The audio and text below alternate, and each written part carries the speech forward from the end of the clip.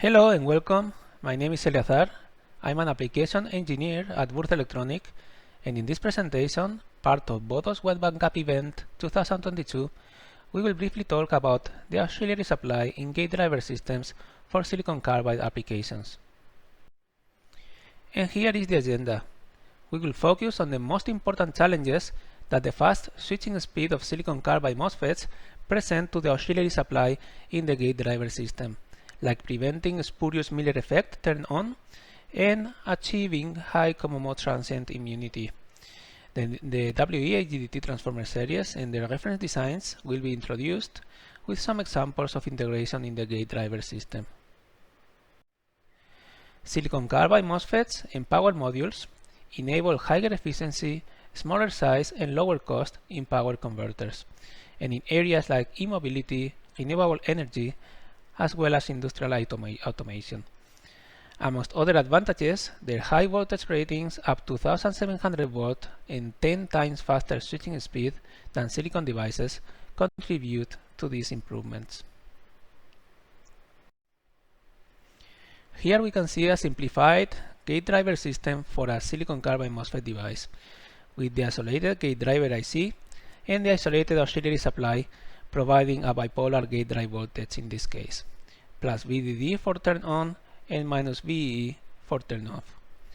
The connections are also shown, and if the silicon carbide MOSFET has the additional short scaling point as here, this should be used to connect the isolated ground from the auxiliary supply for better switching performance. Galvanic isolation is a requirement not only for compliance with safety standards in high voltage systems, but also to reduce common mode currents and ground loops, and so to keep better control signal integrity. The most common auxiliary supply topologies used are the primary side regulated flyback, the half bridge, the push-pull, and the LLC, currently with gate drive power requirements from a few milliwatts up to around 6 watts.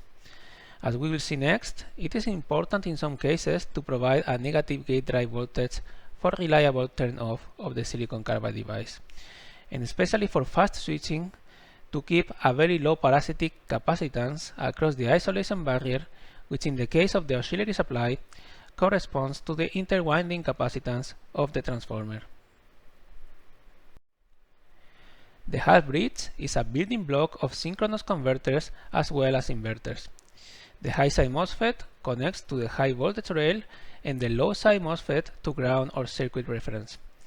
As the transistors switch alternately, they alternately connect the high voltage bus and ground to the node between them, the switching node. And that generates a square-like waveform which, in the case of silicon carbide devices with their very high switching speed, will present very steep switching edges compared to the case of silicon-based transistors. This helps to achieve the advantages previously mentioned, like high efficiency as well as smaller size and cost, but also presents some challenges to the gate driver system.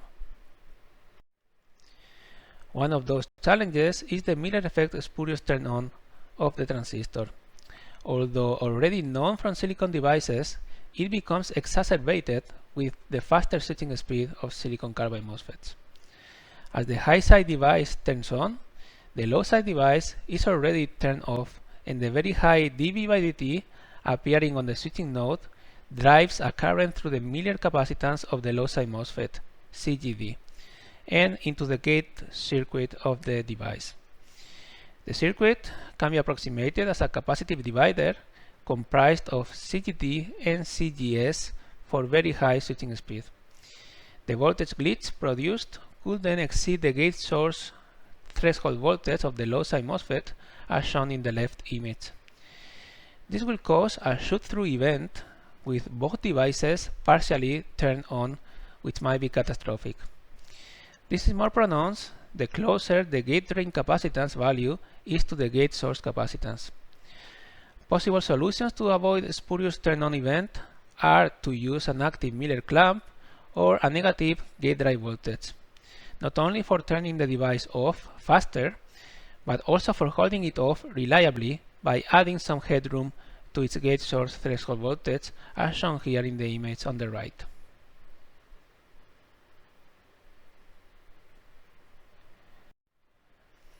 In the high-side MOSFET, the isolated ground of the gate driver system is directly connected to the source terminal of the device, which in turn it is connected to the switch node of the half bridge. There is then a quiet ground on the low voltage side where the control circuitry resides, and a noisy ground with very high dB/dt on the high voltage side. This generates common mode displacement currents through the isolation barrier parasitic capacitance from the high voltage to the low voltage side. These currents can distort the control signals and also cause erratic behavior of the gate driver IC, as this is stressed with high common mode signals. All of this can result in loss of control of the silicon carbide device. CMTI stands for common mode transient immunity, and it is an indication of the maximum rate of change of voltage, dB/dt, which can be tolerated across the isolation barrier before malfunction occurs. It can be observed that the lower the parasitic capacitance across the isolation barrier, the faster the switching speed tolerated for the same displacement current. This shows the importance of minimizing the transformer interwinding capacitance for very fast switching systems. With the new WE-AGDT transformer series, Würth Elektronik has addressed the challenges of current and future silicon carbide applications. These are surface mount components built in a tiny EP7 bobbin and providing the most common unipolar and bipolar gate drive voltages that silicon carbide MOSFETs from different manufacturers require. They can handle up to 6 watts of gate drive power with an extremely low interwinding capacitance down to 1 picofarad. They also have a CQ200 qualification and are compliant to safety standard as shown here. Each transformer is optimized for a specific reference design.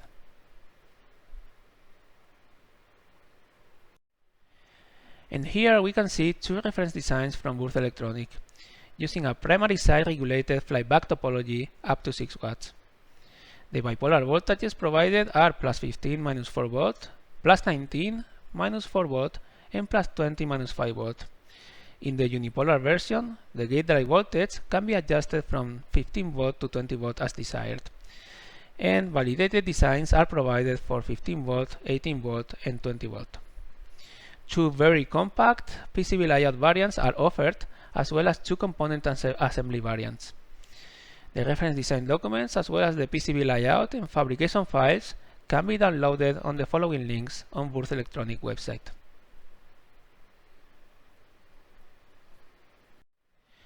Here we can see some experimental results for the 20 volt minus 5 volt variant.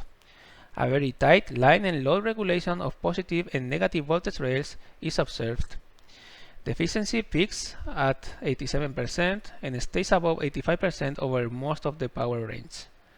Worst case thermal results show a transformer temperature rise of only 30 degrees and also moderate on other power components. This enables operating ambient temperatures of up to 90 degrees in this case.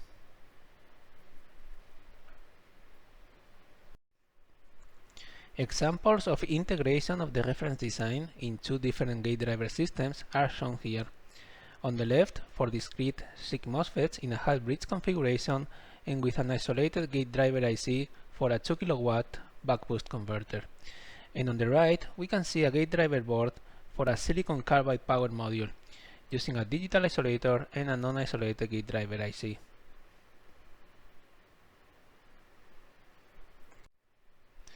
Some of the most important considerations for the gate driver system in order to enable very fast switching speed are to use low ESR, low ESL, MLCC capacitors in order to provide the high peak, very fast source and sink currents. It is also important to minimize the parasitic inductance of the gate current loop in order to reduce the gate voltage ringing. This can be accomplished by reducing the trace length and using a gate current return plane, as shown in the image. If the gate voltage ringing needs to be damped, ferrite bits are the best choice in order to keep a fast switching speed. With this, we reach the end of the presentation. Thank you very much for your attention.